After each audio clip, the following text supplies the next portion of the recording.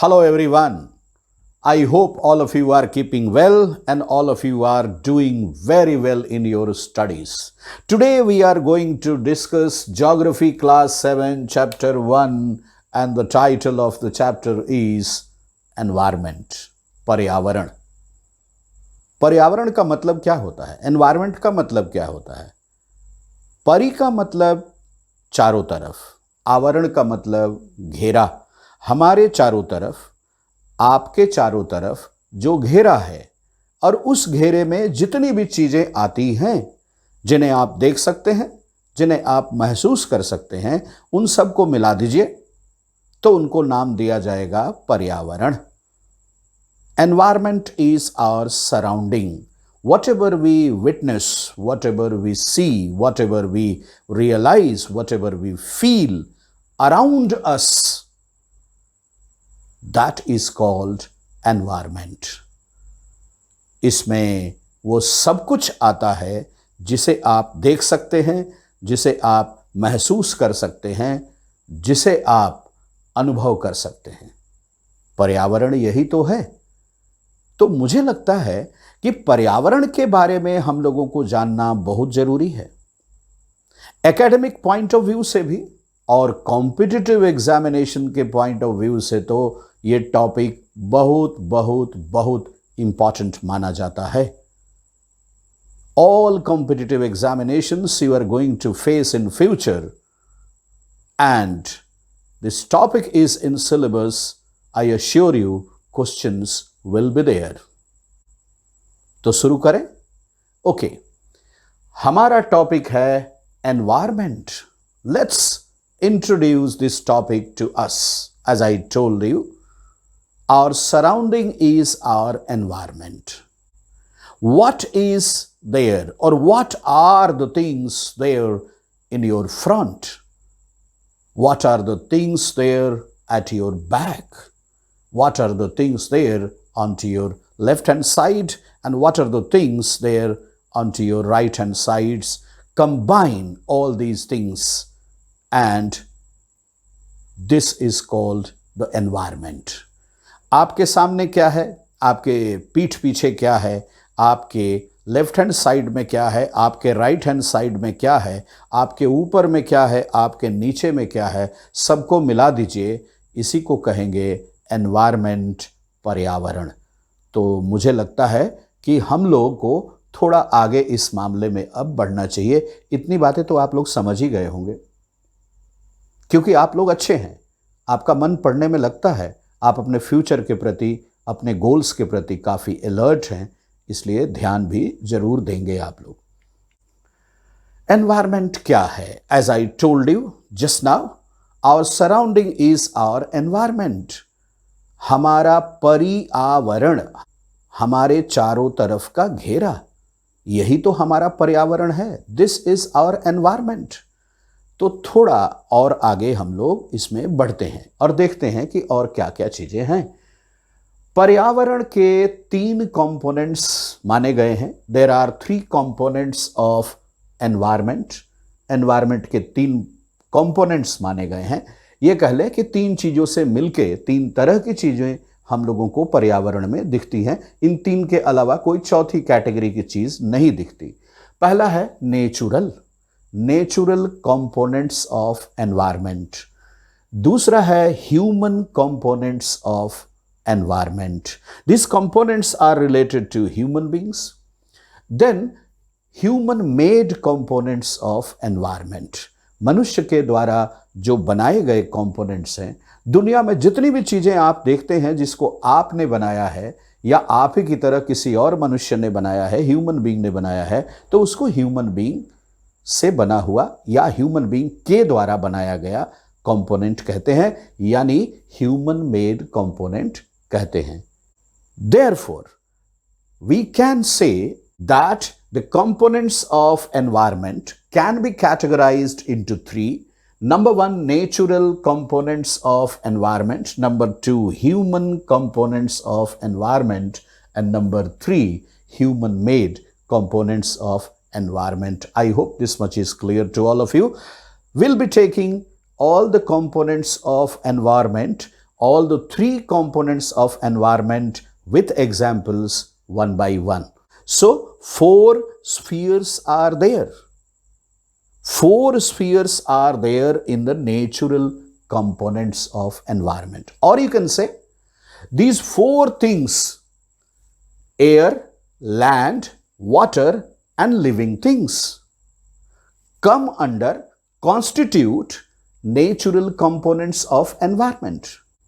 Natural components of environment को compose करने वाले, कॉन्स्टिट्यूट करने वाले, बनाने वाले कंपोनेंट्स हैं एयर यानी एटमॉस्फेयर में वो आता है, उससे रिलेटेड सारी चीजें, लैंड यानी लिथोस्फीयर, लैंड से रिलेटेड सारी चीजें, वाटर, हाइड्रोस्फीयर, वाटर बॉडीज जितनी भी तरह की हो सकती हैं सभी, एंड लिविंग थिंग्स यानी biosphere. So atmosphere, lithosphere, hydrosphere, and biosphere.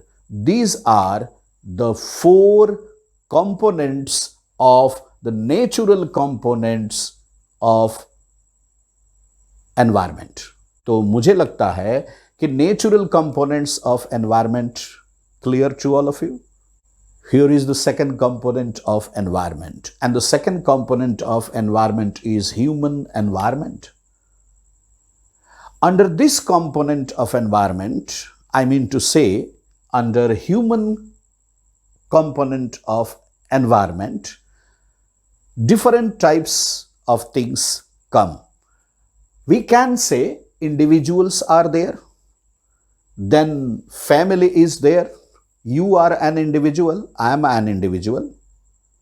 You belong to a family, I belong to a family. Right? So, we find every individual is a part. Your friends, they do have their own families. My friends, they do have their own families. Then what is family? Mother, father, and their unmarried children make a family. Husband, wife, and their unmarried children make a family. Marriage is the most important element required for making of a family, and the most important function of a family is to carry forward generation. अपनी पीढ़ी को आगे बढ़ाना, अपनी संतानों को जन्म देना, तभी तो पीढ़ी आगे बढ़ेगी. So, third one is religion. I do follow my own religion. Someone is Hindu, someone is Sikh, someone is Christian, someone is Jain, someone is Buddhist, someone is Parsi, someone is Islam. Our own social environment, our own economic situation, our own political situation, educational situation, and so on. So, individual, family, religion, socio-economic, political, and educational situation, and many others constitute human environment. I hope the second element or the second component of environment is clear. The first one was natural component of environment. The second one is human component of environment. Let's move to the third component of environment. And what is that?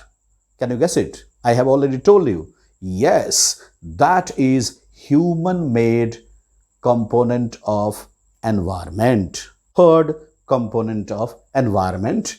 And under this component, all the things made by human beings. हर वो चीज जिसको हमने, आपने या किसी और मनुष्य ने बनाया है, वो सब चीजें आती हैं, किसमें आती हैं? आती हैं human made environment. It's very simple my dear.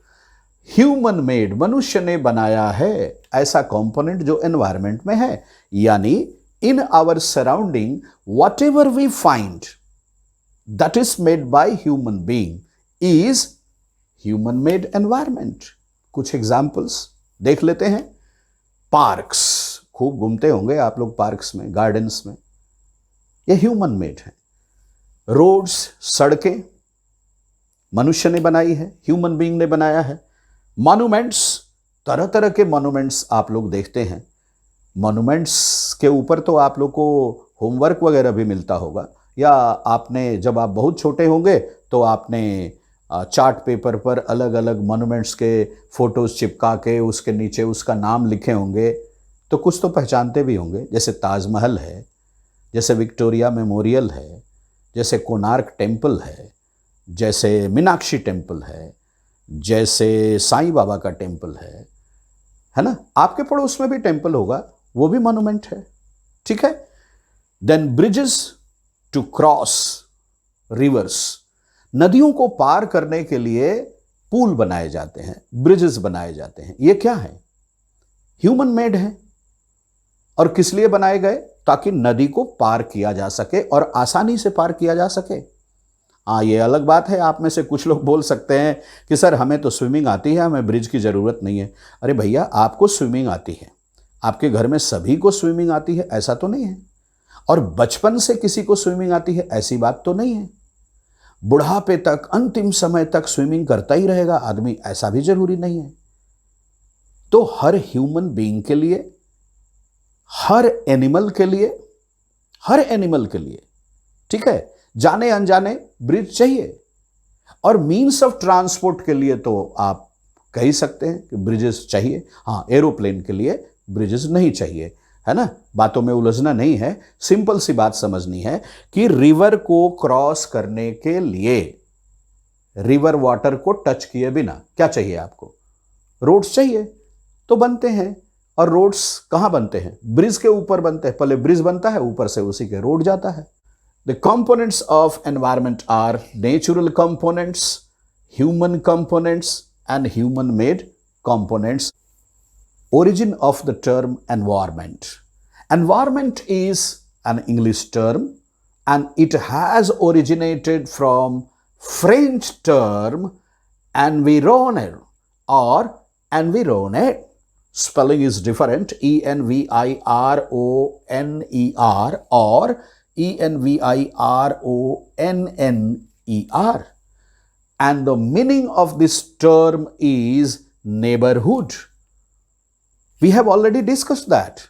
Whatever is there in our neighborhood, whenever we say our neighborhood, that is pari plus avaran. परि मतलब चारों तरफ, आवरण मतलब घेरा। हमारे चारों तरफ जो घेरा है, जो हम देख सकते हैं, सुन सकते हैं, महसूस कर सकते हैं, वो क्या है? पर्यावरण है। दैट इज आवर पर्यावरण। आवर नेबरहुड इज आवर पर्यावरण और environment. I hope this is clear to all of you. Environment is our basic life support system. Life support system.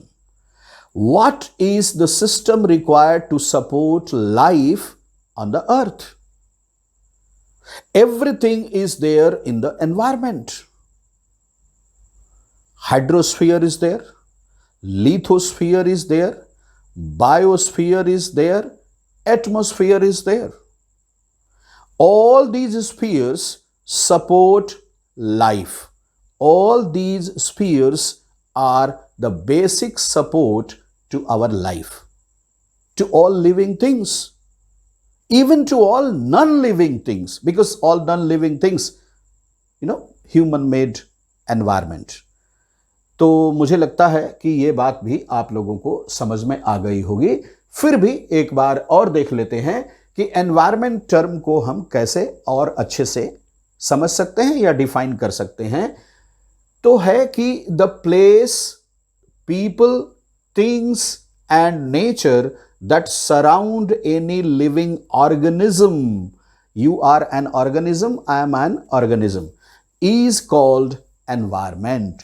किसी भी ऑर्गेनिज्म को, लिविंग ऑर्गेनिज्म को, जिंदा जीव को, है ना, सराउंड करने वाली यानी घेरने वाली, चारों तरफ से घेरने वाली, है ना, जो प्लेस है, पीपल हैं, चीजें हैं और जो नेचर है, उसको मिला दीजिए तो बन गया क्या चीज?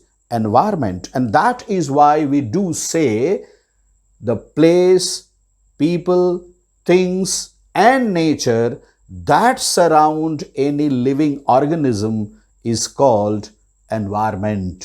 उसी को हम पर्यावरण कहते हैं। यह बात क्लियर हो गई? तो आगे बढ़ते हैं। तो आगे बढ़ते हैं और देखते हैं कि और क्या बात हो सकती है पर्यावरण के अंदर, एनवायरमेंट के अंदर। तो हम लोग पाते हैं कि it is a combination of natural and human made phenomena. Environment में दो फिनोमेना हैं। एक तो है नेचुरल, जो प्रकृति से रिलेटेड है, ठीक है, लिथोस्फीयर, हाइड्रोस्फीयर, एटमॉस्फेयर, बायोस्फीयर, ये किससे रिलेटेड है? नेचर से ही तो है। और उसके बाद है ह्यूमन मेड फिनोमेना। इसमें ह्यूमन भी है और ह्यूमन मेड भी है, ठीक है। ह्यूमन ने ही तो ह्यूमन मेड बनाया, ठीक है, तो वो भी है। जैसे पार्क्स हैं, मॉन्यूमेंट्स हैं, ब्रिजेस हैं, रोड्स हैं, रेलवे ट्रैक्स हैं, आपकी स्कूल बिल्डिंग है, आपका अपना घर है, ठीक है, ये सब आते हैं उसमें। This all come under environment. तो मुझे लगता है कि एनवायरमेंट की तो आप लोगों ने सारी बातें सीख ली। As far as definition is concern, as far as the term environment is concern. Now the question is, what are the things environment provides to us? कौन कौन सी चीजें एनवायरमेंट हम लोगों को प्रोवाइड कराता है? तो उसमें है पहली चीज, द एयर वी ब्रीथ, जो हम सांस लेते हैं। सांस लेते समय when we inhale and when we exhale, क्या करते हैं? Inhale oxygen, exhale carbon dioxide. कहां से आता है? एनवायरमेंट से ही तो आता है। So the air we breathe. अच्छा, एक और बात है, जहां आपकी नाक है हवा वहीं पे है, खोजना नहीं है, खोजना बिल्कुल नहीं है, ठीक है। ये नेचर है और नेचर ने सब कुछ फ्री ऑफ कॉस्ट दिया है, तो उसकी कीमत पहचाननी होगी, उसको प्योर रखना होगा। It's our responsibility towards environment. Second thing, the water we drink. The third one is food we eat. जो भोजन हम लोग करते हैं, जो भी भोजन आप करते हैं, वो सब नेचर से ही तो आता है। And the land where we live, वो जमीन जहां हम लोग रहते हैं, ये भी कहां है? नेचर में है, पार्ट ऑफ नेचर है। तो ये चार चीजें हमें कहां से मिलती हैं? नेचर से मिलती हैं, एनवायरमेंट से मिलती हैं। इट्स बेटर टू से कि ये चार चीजें हमें एनवायरमेंट से मिलती हैं, ये ज्यादा अच्छा होगा। Okay, now the question is, what are the things provided to us by our environment? The first thing is the air we breathe, जो हवा हम लोग सांस में लेते हैं। हम लोग ऑक्सीजन लेते हैं, कार्बन डाइऑक्साइड छोड़ते हैं। When we inhale oxygen, when we exhale carbon dioxide. तो ये कहां से आता है? पर्यावरण से आता है, एनवायरमेंट से। दूसरा है द वाटर वी ड्रिंक, जो पानी हम लोग पीते हैं, वो भी नेचर से आता है। तीसरा, द फूड वी ईट, जो भोजन हम लोग करते हैं, वॉट एवर वी ईट, वो नेचर से ही आता है, एनवायरमेंट से ही आता है।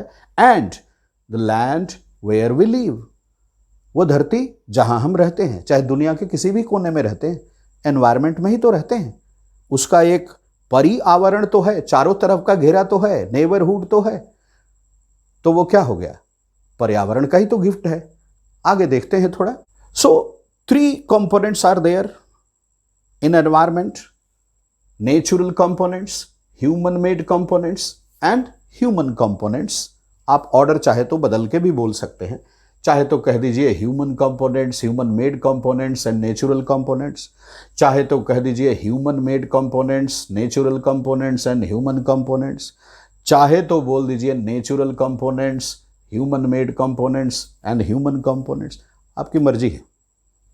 आपको समझ होनी चाहिए सिर्फ कि नेचुरल कंपोनेंट्स में क्या क्या चीजें आएंगी, ह्यूमन मेड कंपोनेंट्स में क्या क्या चीजें आएंगी और ह्यूमन कंपोनेंट्स में क्या क्या चीजें। अगर इतने का कॉन्सेप्ट क्लियर है तो इनका ऑर्डर बदल के भी लिखिए, कोई चिंता की बात नहीं है, समझदारी होनी चाहिए। आगे बढ़ते हैं हम लोग और थोड़ा। So we come to this once again कि there are 3 components of environment. 1, natural components. These all are natural components: water, air, land, living things, hydrosphere, atmosphere, lithosphere and biosphere. Then human components, individual, family, community, religion, education, economy, political situation, and so on. Then human-made components, you can say buildings, parks, bridges, roads, monuments, industries, schools, colleges, libraries, so on. Now, I do hope that the concept of environment is clear to all of you. Now we shall be discussing about all the components of environment one by one in a little detail. Let's go ahead. First one is natural environment. This is the first component of our environment. All the things which are related to nature, सारी चीजें जो प्रकृति से जुड़ी हैं, जो अपने natural form में है, जो हम लोगों ने नहीं बनाया, नेचर ने बनाया है, नेचुरल एनवायरनमेंट। थोड़ा देखते हैं इसमें कौन कौन सी चीजें आती हैं। The natural environment refers to both, दो तरह की चीजें आती हैं। बायोटिक, बायोटिक में एनिमल किंगडम और प्लांट किंगडम दोनों होगा, यानी लिविंग थिंग्स होंगी। और एबायोटिक, इसमें नॉन लिविंग थिंग्स जितनी भी हैं धरती पे वो सब आ जाएंगी। तो ये दो कंडीशंस हो गए। बायोटिक में क्या आया? बायोटिक में आया animal kingdom and plant kingdom. और एबायोटिक में क्या आया? इन दोनों को छोड़ के जितनी भी चीजें हैं सब, यानी नॉन लिविंग थिंग्स, वो सब आ गई। तो थोड़ा और आगे बढ़ते हैं। तो बायोटिक एंड एबायोटिक को थोड़ा और डिटेल में देखते हैं। बायोटिक में the world of living organisms, examples में प्लांट्स एंड एनिमल्स, जितने भी तरह के प्लांट के आप नाम ले लीजिए, जितने भी तरह के एनिमल्स के आप नाम ले लीजिए, बचपन से तो सीखते ही आए हैं, नेम 5 प्लांट्स, नेम 5 एनिमल्स। अब उस चीज से थोड़ा बाहर निकलिए, है ना। तो एबायोटिक में कौन कौन सी आती हैं? The world of non living elements, example में लैंड आ गया, आपका स्कूल बिल्डिंग आ गया, रोड्स आ गए, ठीक है, ब्रिजेस आ गए, ये सब तो नॉन लिविंग है, ये सब आते हैं एबायोटिक में। तो बायोटिक एबायोटिक की बात भी क्लियर हो गई। थोड़ा और यात्रा को आगे बढ़ाया जाए, एनवायरनमेंट का भ्रमण किया जाए, घूमा जाए थोड़ा। नेचुरल एनवायरनमेंट में किन किन बातों को हम लोग रख सकते हैं? बहुत सिंपल तरीके से अगर चलें तो लैंड आएगा, वाटर आएगा, एयर आएगा, प्लांट्स आएंगे, एनिमल्स आएंगे, और इन सब को मिला दीजिए, इन सब को कंप्राइज कर दीजिए तो बन जाएगा, इन सब को कॉन्स्टिट्यूट कर दीजिए तो बन जाएगा नेचुरल एनवायरनमेंट। ये तो हम लोग दो या 3 बार पहले भी रिपीट कर चुके हैं। थोड़ा और आगे बढ़ते हैं। तो नेचुरल एनवायरनमेंट की जब बात हम करेंगे तो उसमें देखते हैं कि हम लोग 4 तरह के स्फीयर की बात किए थे। एटमॉस्फेयर, एयर की बात हो गई। बायोस्फीयर, लिविंग थिंग्स की बात हो गई, जितनी भी लिविंग थिंग्स हैं। हाइड्रोस्फीयर, वाटर बॉडीज से रिलेटेड बात हो गई। और लिथोस्फीयर, लैंड से रिलेटेड बात हो गई।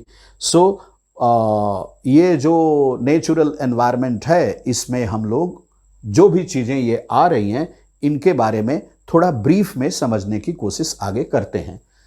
देखिए, ये एक पिक्चर है, इसमें आप लोग इन चारों स्फीयर के बारे में देख सकते हैं। ये लिथोस्फीयर से रिलेटेड है, अर्थ और उससे लैंड और उससे रिलेटेड चीजें। उसके बाद ये हाइड्रोस्फीयर हो गया, वाटर बॉडीज हो गई, ठीक है। ये बायोस्फीयर हो गया, ठीक है। और ये हो गया एटमॉस्फेयर। ये 4 हो गए, ठीक है। एटमॉस्फेयर, बायोस्फीयर, हाइड्रोस्फीयर और लिथोस्फीयर। तो सबसे पहले हम लोग लिथोस्फीयर की बात करते हैं। Lithosphere is the solid crust और the hard top layer of the earth. Top layer of the earth, धरती का ऊपर वाला part. Lithosphere is the solid, solid होता है, solid, liquid, gas, 3 states of life आप लोग जानते होंगे। ओके, सॉलिड क्रस्ट और the hard top layer of the earth. Lithosphere is made up of, lithosphere में क्या क्या चीजें आती हैं, किन किन चीजों से बना है? तो रॉक्स से बना है और मिनरल्स से बना है। 2 चीजों से बना है, रॉक्स एंड मिनरल्स। आप लोग आगे चल के पढ़ेंगे कि some minerals are found in rocks also, sedimentary rocks, metamorphic rocks and igneous rocks. These 3 major rock types are there.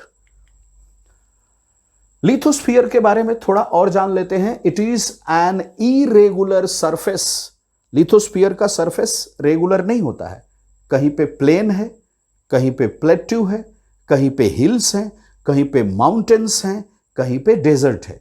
तो ये एक जैसा तो नहीं हुआ ना, it's not similar, it's not common everywhere, it's different at different places, at distance places also we can say. It is an irregular surface with various landforms such as, कौन कौन से landforms जो अभी मैंने आपको बताया, माउंटेन्स भी हो सकते हैं, प्लेट्यूज भी हो सकते हैं, प्लेन्स हो सकते हैं, वैलीज हो सकती हैं, रिवर्स हो सकती हैं, डेजर्ट्स हो सकते हैं, हो सकता है। लिथोस्फीयर लैंडफॉर्म्स आर फाउंड, इसमें लैंडफॉर्म्स कैसे पाए जाते हैं? Number 1, over the continents, continents का बात आ गया। India is in Asia continent, there are different continents. North America is a continent, South America is a continent, Europe is a continent, Africa is a continent, Asia is a continent, Australia is a continent, Antarctica is a continent. Okay? I hope you got it. So these are different continents in the world, and on the ocean floors, Indian Ocean, Pacific Ocean, Atlantic Ocean. Do you know the Atlantic Ocean is in the shape of the English alphabet S? Atlantic Ocean. Okay? Then, so these two things are there. Then lithosphere से related एक दो और बातों को हम लोग समझ लेते हैं कि lithosphere is the domain that provides us, lithosphere वो स्फीयर है, वो डोमेन है, वो पार्ट है, वो एरिया है जो हम लोगों को प्रोवाइड करता है दो चीजें। पहला, forest and grasslands for grazing. Who will graze? Animals, cattle, cows, buffaloes, goat, deer, and all that. Land for agriculture and human settlement. Land is required basically for two things, for two purposes. Agriculture for production of food crops and cash crops, and for human settlements. Settlements means what? New cities and towns where human beings can settle. And wherever human beings are going to settle, they must be having basic requirements fulfilled by nature. Now, it is also a source of mineral wealth.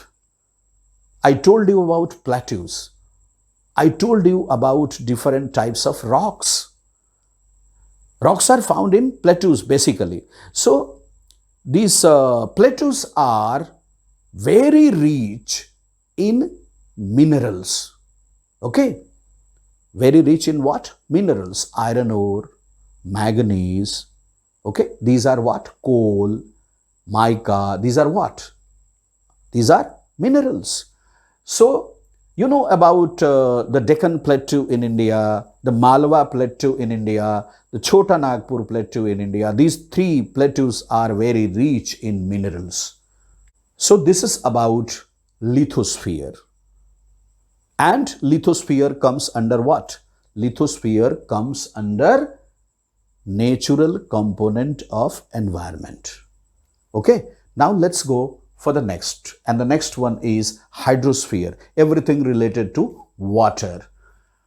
Water bodies come under hydrosphere. The domain of water is referred to as hydrosphere. Water का जो domain है, water के जितने भी types हैं, types है मतलब oceans हो गए, सीज हो गए, रिवर्स हो गए, लेक्स हो गए, पॉन्ड्स हो गए, ओके, ये कैनल्स हो गए, ये सब किस में आते हैं? हाइड्रोस्फीयर में आते हैं. These are the domains of water. Hydrosphere comprises various sources of water. Different types of water bodies like rivers, lakes, seas, oceans. It is essential for all living organisms. जल ही जीवन है. याद कीजिए बचपन में आप लोग एक नर्सरी राइम पढ़ा करते थे, मछली जल की रानी है, जीवन उसका पानी है. पढ़ते थे ना? पढ़ते थे कि नहीं पढ़ते थे? याद आया? ठीक है. सो Hydrosphere comprises of two things, various sources of water and different types of water bodies, like examples, rivers, lakes, seas, oceans, etc. ये बात समझ में आ गई, तो आगे बढ़ें। Good.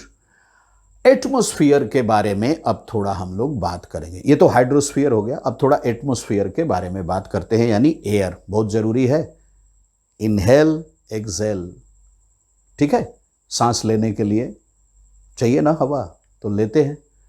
Atmosphere, the atmosphere is the thin layer of air. किस चीज का लेयर है? एयर का लेयर है। That surrounds the earth. Earth के सराउंडिंग में जो एयर है, the gravitational force of the अर्थ।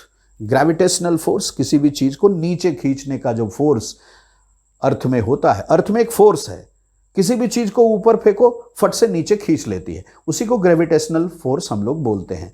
आप बॉल को ऊपर फेंको, फट से धरती उसको नीचे की तरफ खींच लेगी। अपनी कॉपी फेंकिए, अपनी बुक्स फेंकिए, पेंसिल फेंकिए, रबर फेंकिए, कटर फेंकिए, जो फेंकिए, आना उसको धरती पे ही है।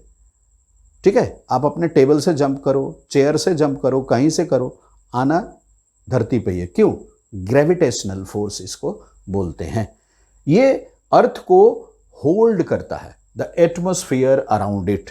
अर्थ के चारों ओर जो एटमॉस्फेयर है ना, उसको ग्रेविटेशनल फोर्स के द्वारा ही कंट्रोल में रखा जाता है, होल्ड करके रखा जाता है, पकड़ के रखा जाता है। Atmosphere it protects us from the harmful rays and बहुत तीखी गर्मी, तीव्र गर्मी, बहुत भीषण गर्मी से आपको बचाता है। कौन? Atmosphere.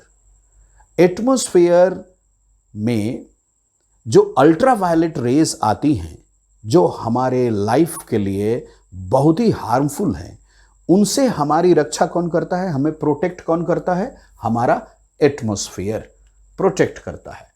It consists of a number of gases, dust and water vapour. तीन तरह की चीजें आ गई, गैसेस आ गई, ऑक्सीजन, हाइड्रोजन, नाइट्रोजन, ये सब गैसेस हैं। Carbon dioxide, dust.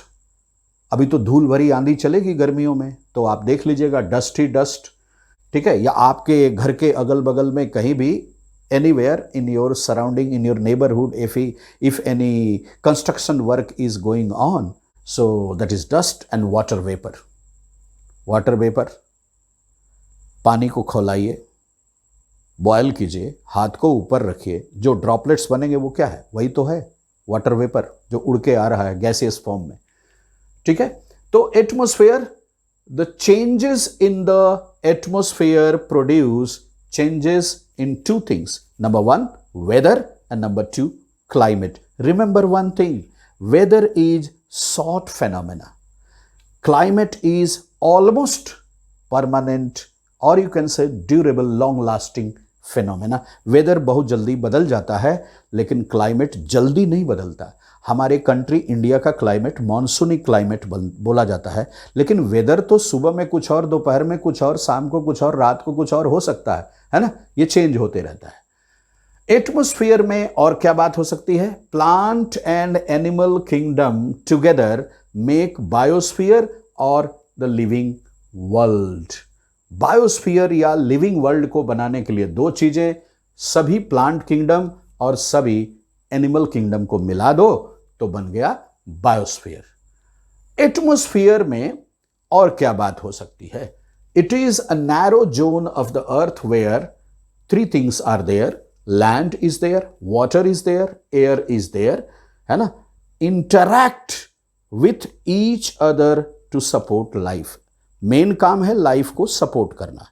Environment life को ही तो सपोर्ट करता है, और लाइफ को सपोर्ट करने के लिए तीन चीजों का एक साथ आना, इंटरैक्ट करना, एक दूसरे से बैलेंस बना के रखना बहुत जरूरी है। किसका? लैंड, वाटर एंड एयर का।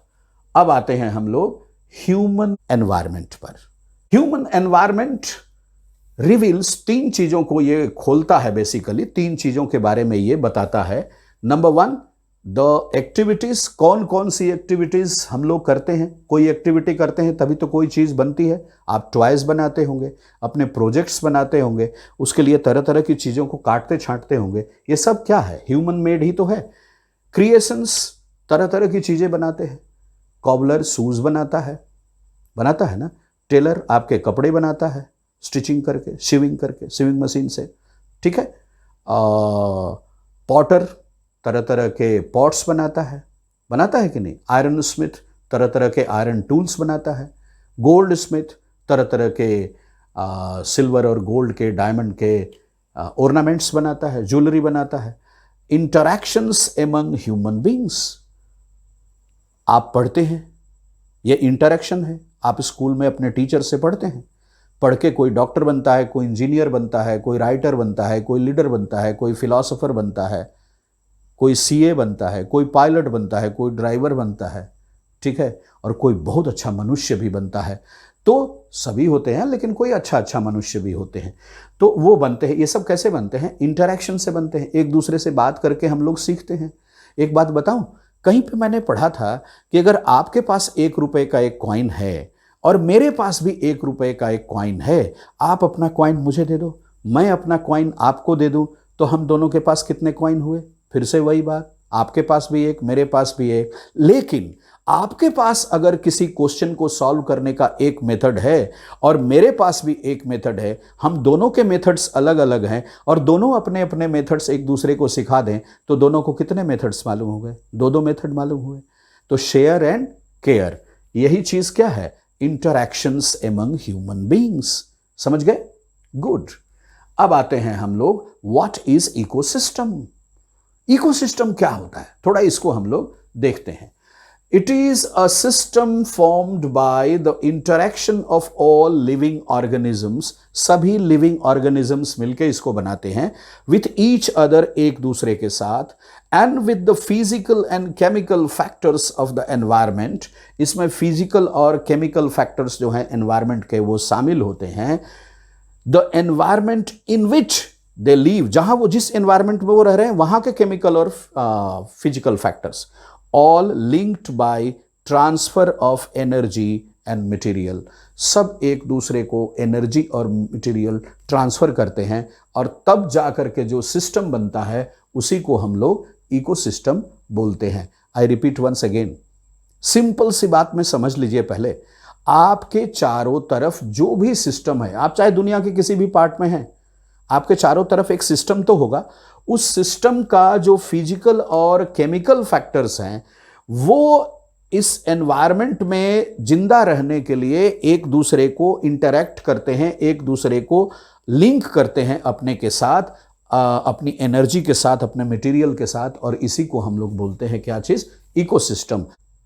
आई read out once again, it is a system of, I read out once again, it is a system formed by the interaction of all living organisms with each other and with the physical and chemical factors of the environment in which they live, all linked by transfer of energy and material.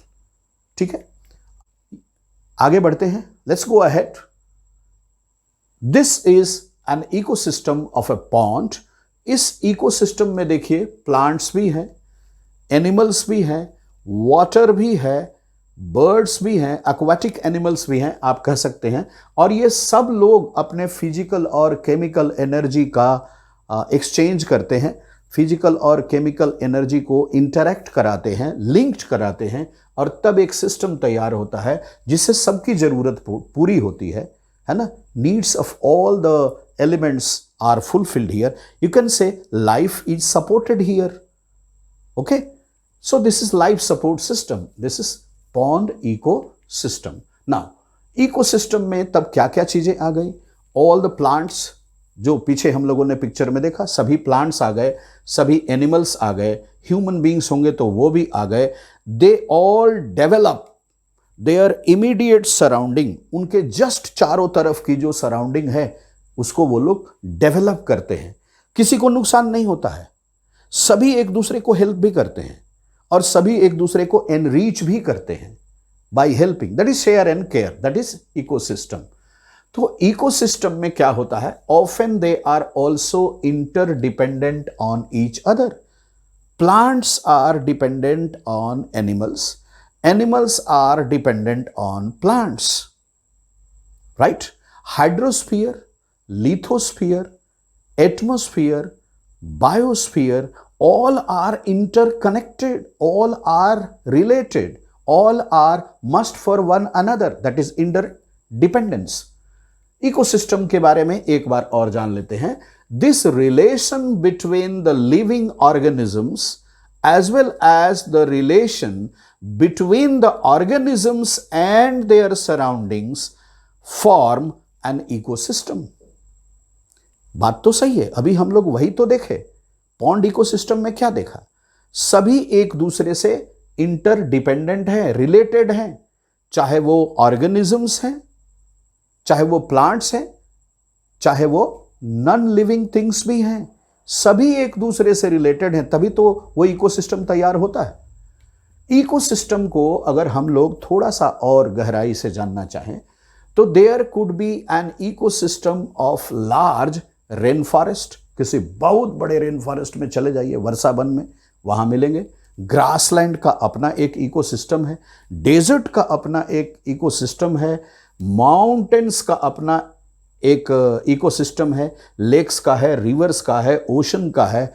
Even आपके गांव में, आपके पड़ोस में, आपके शहर में कोई छोटा सा पॉन्ड है, तालाब है, उसका भी अपना एक इकोसिस्टम है. कभी जाइए, देखिए, सारी चीजें बुक्स में नहीं होती. Nature itself is the biggest book, biggest text book. प्रकृति से बड़ी कोई किताब नहीं है, और इस किताब को जो समझ गया वही सही में विद्वान है.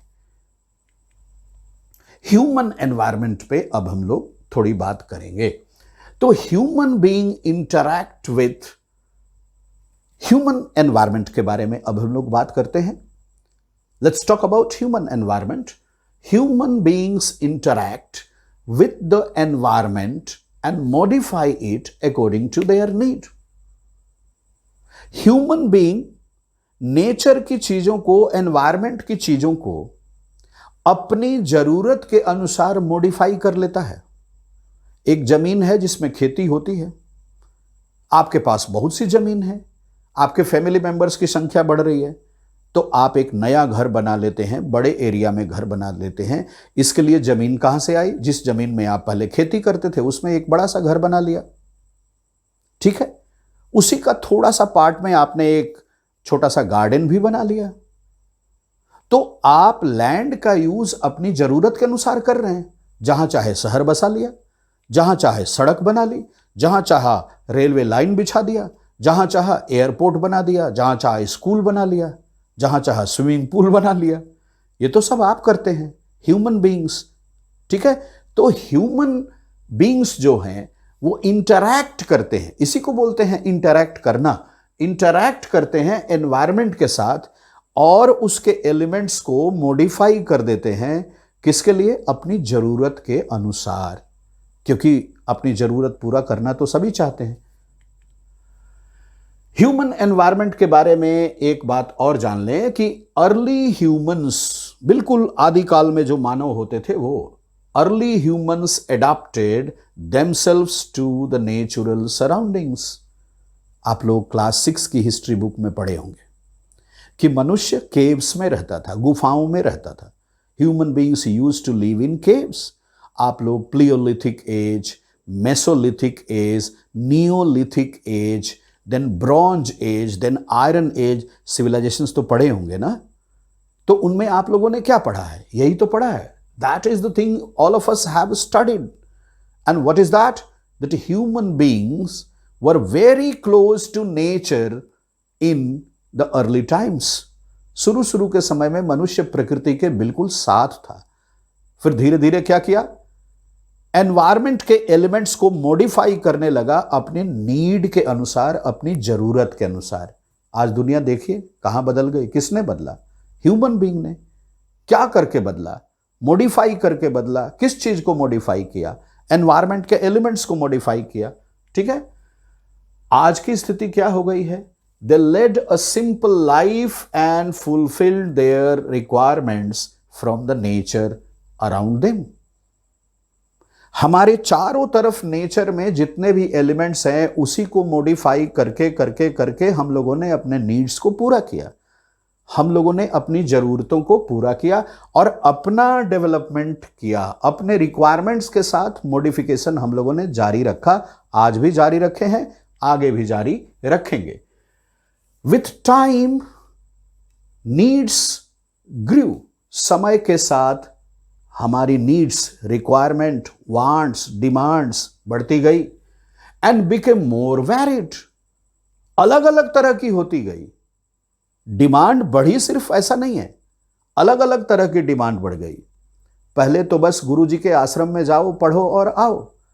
अभी क्या हो गए, तरह तरह के स्कूल हो गए, अलग अलग चीज की पढ़ाई के लिए अलग अलग स्कूल हो गए, तो हमारे रिक्वायरमेंट्स बढ़ गए। ऐसा ही नहीं है, रिक्वायरमेंट्स की वैरायटी भी बढ़ गई। खाना चाहिए तो पहले तो था कि कच्चा फल तोड़ो और खा जाओ, रूट्स खाते थे लोग, स्टेम्स खाते थे लोग, लीव्स खाते थे लोग, फ्रूट्स खाते थे लोग, फ्लावर्स खाते थे लोग। और आज क्या क्या खाते हैं, आपसे बेहतर कोई नहीं जानता इसको, अपने आप से पूछ कर देखना है। Humans learn new ways to use and change environment. हम लोग रोज रोज जो नए नए इन्वेंशंस हो रहे हैं, डिस्कवरीज हो रही हैं, these inventions and discoveries, okay, who is doing? Humans are doing.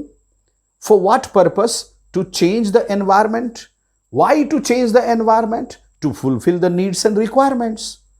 जरूरतों को पूरा करने के लिए, ठीक है? It means human beings led a simple life and fulfilled their requirements from the nature around them. यही नहीं, ह्यूमन बींग्स ने और भी बहुत कुछ सीखा। क्या सीखा? They learn to grow crops. Agriculture आया, फायर का इन्वेंशन हुआ, व्हील्स का इन्वेंशन हुआ, ट्रांसपोर्ट बदल गया। पॉटर्स व्हील आने के बाद, आप लोग पढ़े हैं क्लास 6 की हिस्ट्री में, they learn to grow crops, domesticate animals. Dog was the first pet, ठीक है? पहले मनुष्य में क्या बात थी, जब कंदराओं में रहता था, गुफाओं में रहता था, तो क्या होता था आप लोगों को पता है? 6 में पढ़े होंगे आप लोग, तो उसमें आप लोगों ने पढ़ा था कि उसने एनिमल्स की अलग अलग कैटेगरी बना रखी थी। On the caves they used to draw different categories of animals. इन एनिमल्स को देखो तो इनको दौड़ा लो, इन एनिमल्स को देखो तो खुद दौड़ लो, इन एनिमल्स को देखो तो पकड़ के अपने घर में रख लो, गुफा में रख लो, ये मिल्क देंगे, ठीक है? इन एनिमल्स को देखो तो कुछ मत करो, न इनको मारो, न इनसे मारे जाने का डर है, ये कुछ नहीं करते, सीधे साधे सरल हैं। तो मनुष्य ने क्या किया? What did human beings do? They started growing crops, domesticated animals. Different types of animals were domesticated for different purposes. Even today, we domesticate animals, but for different purposes. Horses for horse riding and transport. Cows and buffaloes and goats for what? Milk. So different animals are, tamed for different purposes. Cattle rearing along with agriculture. That is called pastoral farming also. Okay.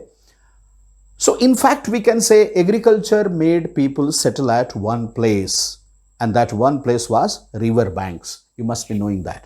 So human environment, some factors, some things, some of the elements, some of the points we must remember. The will was invented. ये human made में आएगा। Will कौन बनाएगा? Human ही बनाएगा, ठीक है? Surplus food was produced. जरूरत से पहले तो स्कार्सिटी रहती थी, कमी रहती थी, अब क्या हो गया? सरप्लस फूड वाज प्रोड्यूस, जरूरत से ज्यादा फूड हो गया, ठीक है? Barter system emerged. Barter system means what? Tiffin तो ले जाते होंगे आप लोग स्कूल में, आपके पास पराठा है, भुजिया है, अचार है, पानी तो नहीं आ रहा, और आपके दोस्त के पास मैगी है, एक और दोस्त के पास छोले भटूरे हैं, एक और दोस्त के पास छोले पापड़ी चाट है, ठीक है? क्या अपना अपना खाएंगे या एक्सचेंज करेंगे? करेंगे ना? ये भी एक बार्टर सिस्टम है। जब करेंसी नहीं था, जब कॉइन्स नहीं थे, जब करेंसी नोट्स नहीं थे, तो मार्केटिंग ऐसे ही होती थी। 1 किलो चावल के बदले 1.5 किलो आटा मिलेगा, 1 किलो चना के बदले 2 किलो गुआवाज मिलेंगे, ऐसा होता था। ठीक है, एक गाय के बदले 8 बकरियां मिलेंगी, गोट्स मिलेंगी। ये क्या था? बार्टर सिस्टम इसी को बोलेंगे। ये दो तो ठीक है, तुम भी ये दो, अगर दोनों एग्री कर गए तो दैट इज बार्टर सिस्टम। फिर ट्रेड स्टार्टेड। ट्रेड कब आया? जब आयरन डिस्कवर हुआ, क्वाइंस बने, हॉर्सेस का डोमेस्टिकेशन शुरू हो गया, तो लोग एक जगह से दूसरी जगह बहुत फास्ट जाने लगे। जिसके पास सरप्लस होगा, those who were having surplus were ready to sell and those who were having scarcity they were ready to purchase. जिसके पास कमी थी वो खरीदेगा, जिसके पास ज्यादा था वो बेचेगा, और इसी को बोल देंगे मार्केटिंग या ट्रेड। सो मार्केटिंग और trade started. Now commerce developed. Commerce means व्यापार। ठीक है, बेचो। कॉमर्स व्यापार का एक ही ऑब्जेक्टिव होता है, मिनिमम एक्सपेंडिचर मैक्सिमम प्रॉफिट। कम से कम खर्चा करो, ज्यादा से ज्यादा कमाओ। ये कॉमर्स शुरू हो गया। तो इंडस्ट्रियल रिवॉल्यूशन आया। रिवॉल्यूशन किसको बोलते हैं?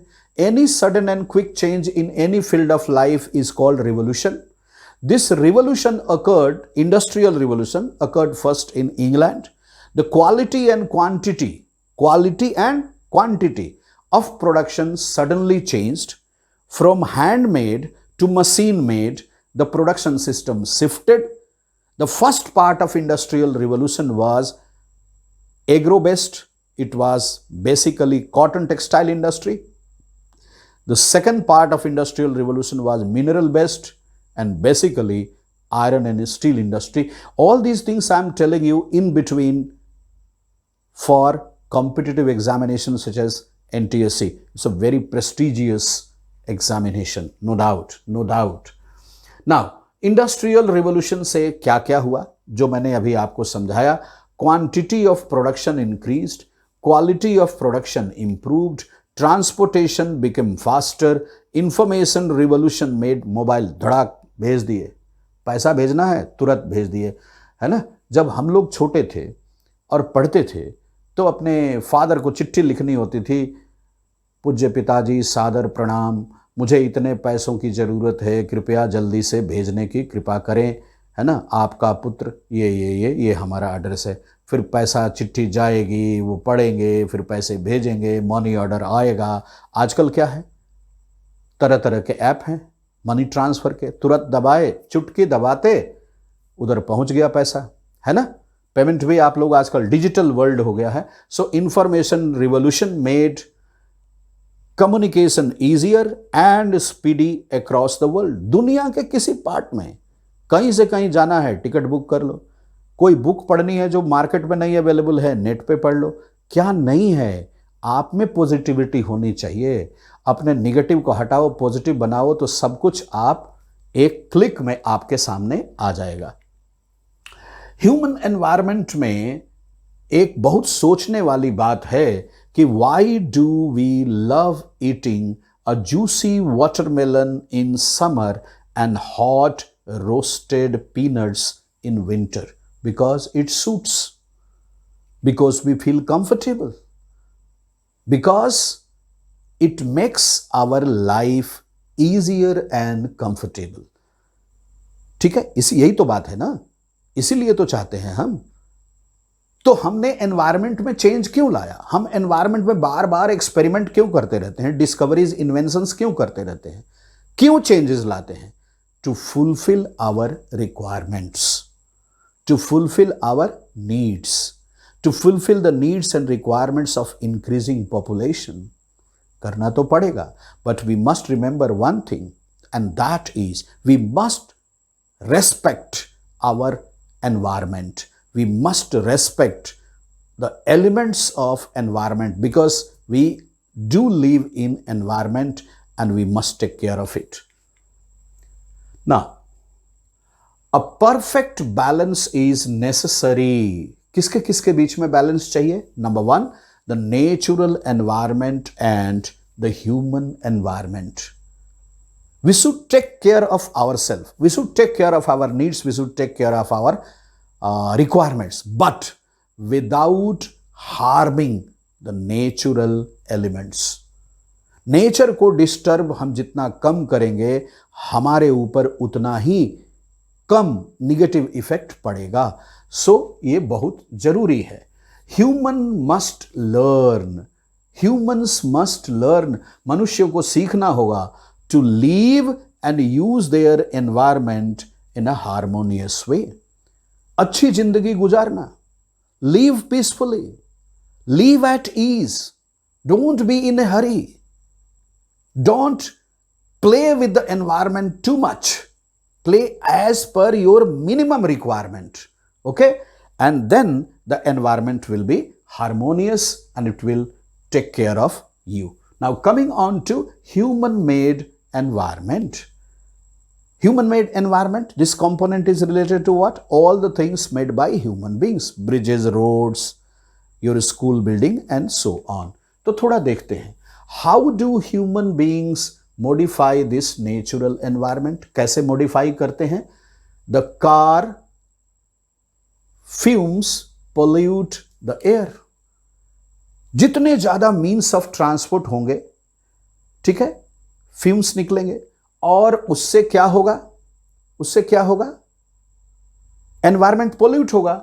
Water is collected in a pot. जमा करके छोड़ दो पॉट में, वाटर डेफिकेट हो जाएगा, डिजीजेस फैलेंगे, मॉस्किटोज फैलेंगे. Food is served in vessels,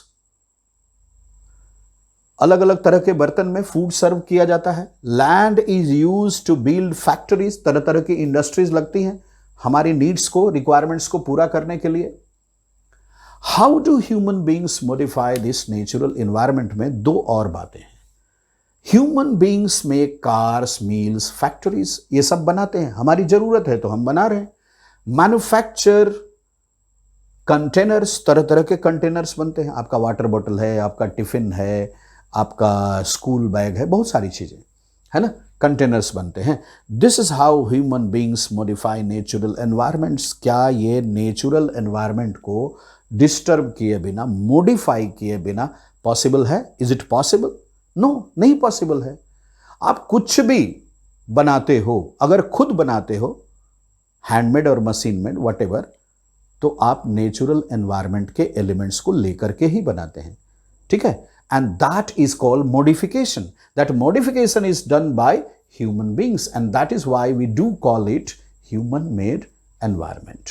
now World Environment Day. Why do we observe World Environment Day on 5 June? There is a reason behind that. It's a reminder to all of us. It's a wake-up call to all of us. It's a reminder to all of us. It's a wake-up call to all of us. We should not be mad after, experimenting things. We should not run after playing with the elements of environment, natural environment. We should respect nature. We should honor nature. We should experiment. We should invent. We should discover. We should modify natural elements, but as per our requirements only. We can say as per our minimum requirements. We should not be running after comfort, and that also at the cost of destroying environment. Environment must be kept safe, secure and sustainable. Just to remind the mankind, just to remind the humans of the world, the human beings of the world, to be careful while modifying the nature. Barter system के बारे में एक बार फिर से आपको simply मैं बस remind करने के लिए बता रहा हूं कि it is a trade in which goods are exchanged without the use of money. पैसे के बिना एक वस्तु के बदले दूसरा वस्तु अगर आप लेते हैं, है ना, without using money, without using currency, without using coins, if you exchange one thing for the other thing from anybody और from anywhere, then it is called barter system. एक वस्तु के बदले दूसरी वस्तु, एक सेवा के बदले दूसरी सेवा, या एक वस्तु के बदले दूसरी सेवा, एक सेवा के बदले दूसरी वस्तु अगर आप लेते हैं, एक्सचेंज ऑफ गुड्स और एक्सचेंज ऑफ सर्विसेज, और exchange of goods and services, both come under barter system. This system was very popular system of marketing when coins were not there, when currency notes were not there. Okay, I hope all of you have got it. My dear students, that is how we come to the end of this chapter, Geography, Class 7, Chapter 1, Environment. So my dear students, I hope all of you have understood Geography, Class 7, Chapter 1, Environment very well. Thank you very much. God bless you all. Please do take care of your health and studies. Remember, our objective is to share and care. And we do share, we do care. Thank you once again. God bless you all.